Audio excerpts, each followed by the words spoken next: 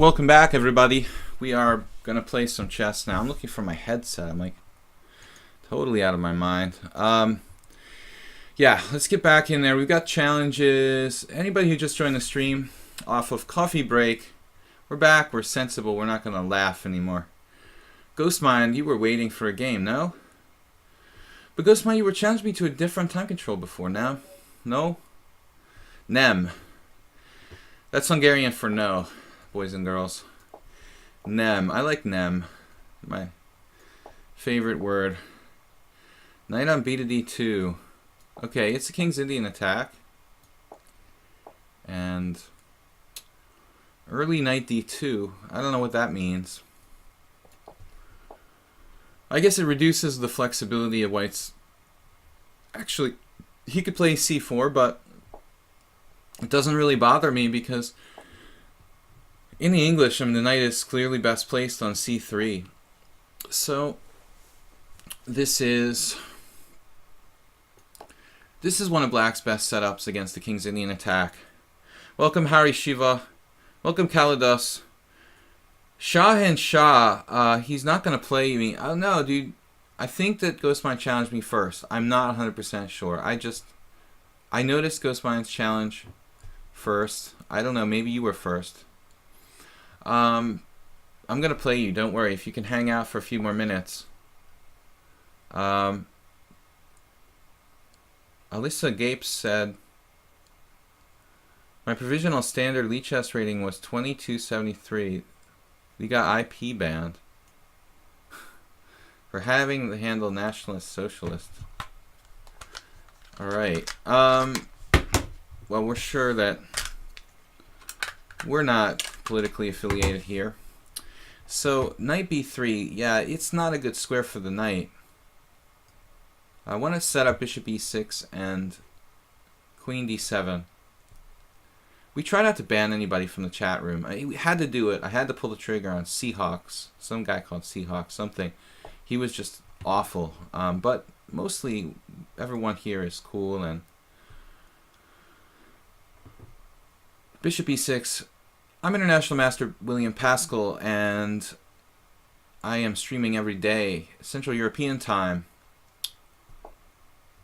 Now, c3, and basically what I try to do in these kind of positions is prepare myself for white playing for d4.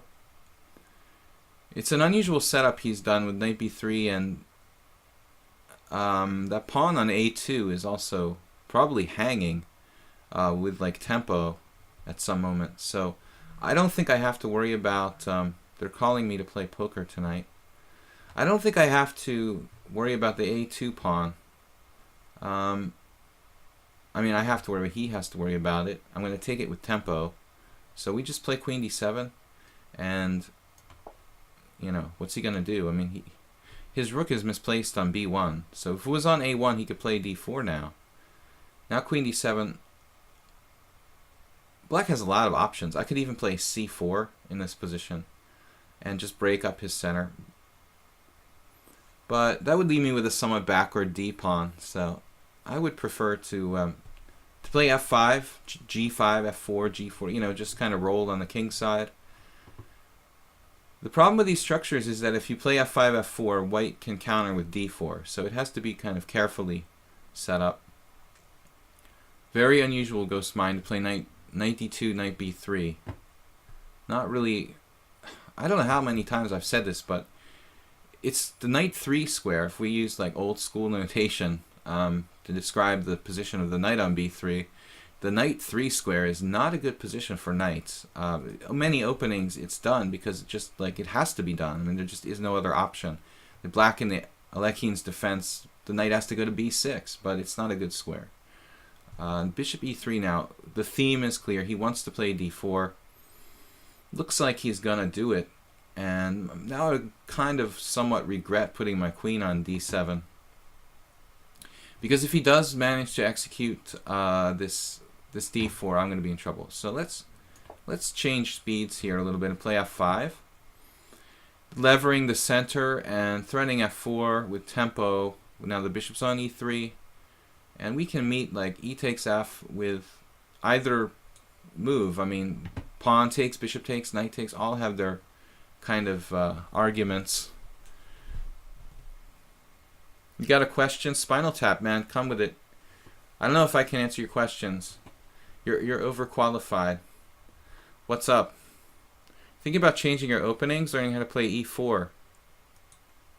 Learning how to play e4, e5. Becoming a Mickey Adams, Tivyakov clone. Haven't heard from Tivyakov too much lately, huh? Well, dude. Yeah, I mean, Adams is awful inspiring. One of the only... I'll confess that my only drug-related chess epiphany came from studying Mickey Adams games. I thought I understood chess. Like, there was this... I'm not going to go into details about it, but there was this moment. I don't think I ever told you... I doubt I told you that story. I mean, it's possible, but Spinal Tap might have been having some beers with me, and maybe I told him this once. I don't think so, though. Once, yeah, I had a sort of substance-related chess epiphany where I understood chess completely after analyzing a Mickey Adams game. But I'm not really sure, you know, looking at it in hindsight, I think it was tequila related. It was a tequila related hallucination. Pawn takes e4. Pawn takes e4, pawn takes d4, and then d5 is one possibility. I like it, Spinal Tap. I don't think you should ever give up playing, you know, other stuff, but I think you should definitely go for it. And why not? I mean, what do you have to lose by expanding your opening horizons? Well, what should I do here? I'm gonna run out of time. Really? Let's take with the c pawn. That pawn doesn't seem to matter too much. Taking toward the center. Just buy myself some more time to think. Ghost Mine moving off of fast. It's 5 minutes. I gotta just go faster. Take on e4. I can take on e4. I think that's just... Yeah, that's just it, man. That's strong. He probably wins a piece. I'm thinking way too long here. The only thing is... Yeah, it should just take on e4 and then play takes on d4. I think I win a piece. Or knight h5, knight h4, g5. I mean, it's gonna... And somebody's like SMSing me like crazy. Multiple SMSs. I have to check my phone with 50 seconds left on the clock. I don't think so. I think they can wait a minute. So... C3 Sicilian Guilt. What does that mean? Oh, man. You might have told me, but I was probably very drunk. The C3 Sicilian Guilt. Oh, yeah. You mean Tivyakov. But, dude, play like Mickey Adams. He doesn't play C3 Sicilian. Why play the C3 Sicilian? That's just... Yeah, that's gross, dude. Can't do that. There's no need to play C3 Sicilian.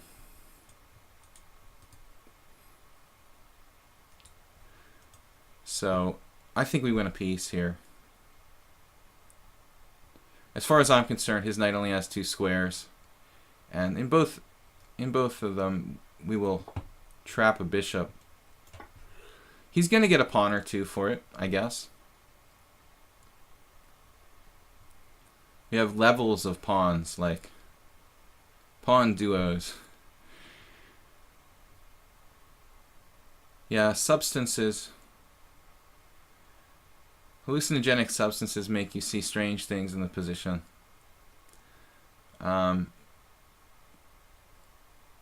Tequila has a strange effect. Can have a hallucinogenic kind of effect. Alright, dude. Ghost Mind, you are losing a rook, dude. He has knight c5, but it's no time for that. He's trying to win on time. He's trying to flag me. That's not friendly. So we're all set. No. Not going to happen. My queen is protected multiple times. You can't undermine my protection. And Ghost Mine is going to go down on the clock.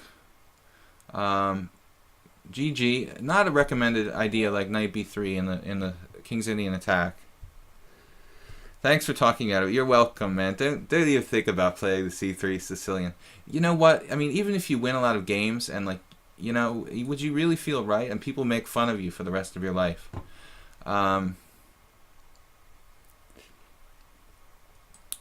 So yeah, the problem is you have to drink really expensive tequila for it to be hallucinogenic, I guess. Let's see, or just really good. If you can get it cheap, then you know, kudos to you. Let's see. Challenges. Challenges, we don't have any. But we can jump in there in a game, a random game. At 5-8 against Victor. Victor could be Hungarian. He could be a compatriot of mine. But he could also be from anywhere. Like any Russian-speaking country, anywhere in Central Europe. Viktor Korchnoi.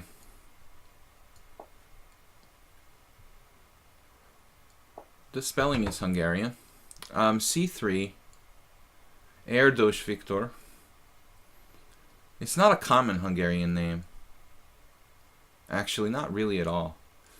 C3. I just made an arrow on the board. Did I pre-move a square or something? That's weird. Victor is you, dude. I talked you out of the C3 Sicilian. I thought we were agreeing not to play the C3 Sicilian, and this guy plays the C3 Sicilian. Oh man. Yeah, this is a problem. It's a problem for my repertoire. If I knew that this guy played C3, I would play D6 on the second move. Oh boy, what are we gonna do? I'm gonna have to play old school like D5 line of C3 Sicilian. Actually, I'm in trouble now. Luc Bergès did this against me once, and D3. You have to play D4. Oh no. Oh yes. You have to play D4, my friend, Victor. You have a good game. Then I have to play this one of two variations that are a little bit dubious for black. Take an E5 or bishop G4. The knight on C6 commits black to some kind of shaky lines of the C3 Sicilian. So, I already have problems against the C3 Sicilian. Maybe that's why I disrespect it so much. Yeah, I have this strange sense I would playing 100 points. Yeah, you would become a GM instantly if you started playing the C3 Sicilian. Like, you know, you'd be just like, I don't know, 100 other weak GMs who barely get to 2,500 playing the C3 Sicilian. And how could you live with yourself, you know? You'll never, you know, only Tivyakov got, you know, he's the only one. Cermak comes to mind. Hey, wait a minute now that I think about it. Isn't Cermak like a really strong heads-up poker player?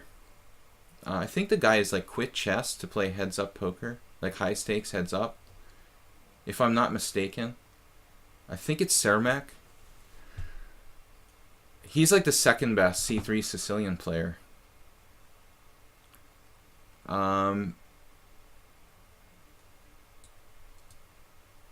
I mean, of players who play it constantly, you know, I don't mean like some super GM who occasionally played the C3 Sicilian. I'm talking about like you play it like as your main line, like constantly, like Tivyakov. So C takes D4.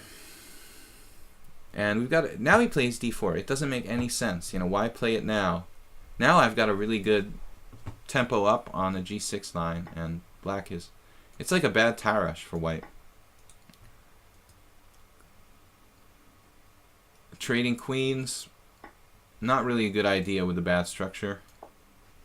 White should aim to try to create some kind of imbalance. Queen A5 or D6. I like A5. It's a little harder to attack on A5. And it has a lot of mobility.